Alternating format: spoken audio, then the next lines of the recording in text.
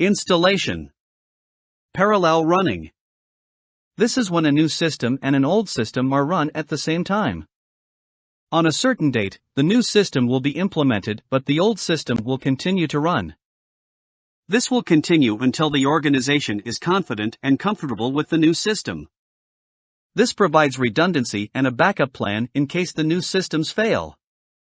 However, this will incur additional costs as two systems have to be operative at the same time.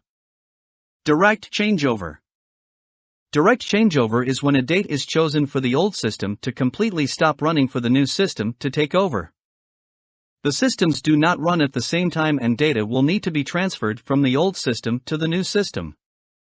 This reduces costs since there is no need to run two systems at the same time, but in case of failure, there will be extended downtime. Phased implementation. In phased implementation, parts of the new system will be introduced one at a time. This often takes place in large systems. The old system is slowly retired until the new system is fully running.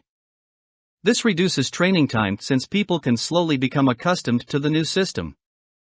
Pilot implementation.